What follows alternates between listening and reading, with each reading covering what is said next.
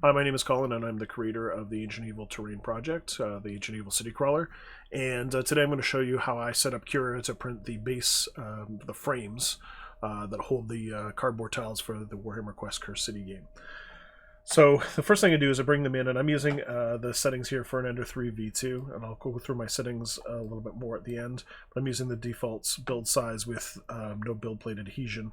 But these pieces are kind of prone to lifting with FDM printing. The corners, because of the square corner, they tend to want to kind of lift and peel. So there's a couple things that we can do, and this is something I found that works really, really well. Is I put a little adhesion helper, a little tab here on the corner, and that kind of helps stick that corner down onto the build plate. And the corners always come out really nice, and you just cut them off. They're super thin, so you just cut them off with a knife. So I'm going to import. Actually, let's see what I'm going to do here. I'm going to File, Open Files, and I'm going to go to my desktop where I have an adhesion helper that I created. And this is just a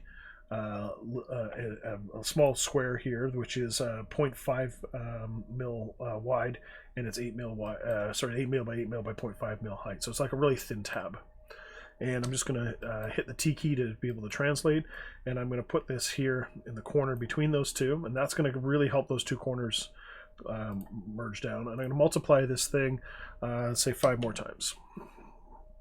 So I can grab this one right here, and I can move it into position over here. I can grab this one here, put it up on the corner, and the idea here is to kind of get it, give a reasonable amount of contact point here so this doesn't lift up. But this will pretty much stop this corner from lifting. It'll stick really nicely to the build plate. I'm going to put that one there. Just be careful not to lift these in the Z height when you're moving it. Put it over here. Put this other one on the corner. Now, if you feel like you want to make these tabs a little bit bigger, let's say I want to make this one here a little bit longer, I can hit the scale key, and I want to make sure that uniform scaling is unchecked, so I've turned it off. And then I'm just going to scale it out a little bit like so, and that's going to make that one a little bit bigger. And I'm going to do the same thing on this side here. And that's good, and that's ready to go. I don't need anything on the inside. The inside corners are all going to print well.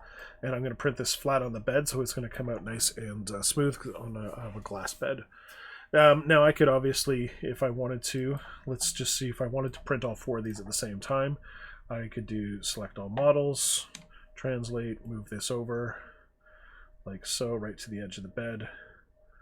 And then just grab this and this. Because I do need to print this twice, so I'm going to multiply selected models by 1. It's going to give me 2 more of these, and then I'm just going to put these, let's put them in kind of the opposite side here like this. I'm going to overlap those with the existing tabs, and I'm going to bring this one over here. I'm just going to translate it into place.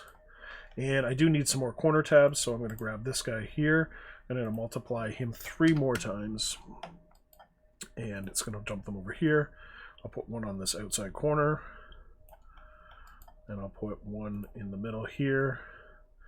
And remember, if I want to make that one a little bit bigger, I can also hit the S key to scale, non-uniform scale turned on, and I can move that across. And then I can take this guy right here, and I can whack him up in the corner there. Great. And so that's on the bed. If I want to just kind of center that up a bit, I'll just do select all models, and then I'll translate all the models across. You need to use the little translate icon here. So that's going to actually print all 4 on this bed, and that's going to be great. I'm actually going to print them on a larger printer because I have an Anycubic Cura as well. It's a large format printer. It's about almost double the size of this, more than double the size of this. So I'm going to print them on that, but I'll change that afterwards, after I finish this video. I just want to show you the settings that I'm going to use here. So I'm going to use the standard quality. This is going to take 7 hours and 2 minutes to print that. I'm going to do the standard quality, the layer height at 0.2. These pieces are not precision pieces. They're not detail pieces. So you can really turn the settings up. You could really start here and go to the low quality settings if you want. I'm just going to keep those changes. Because I don't need a particularly high infill on these either. The infill density I have at 12 here, which is fine.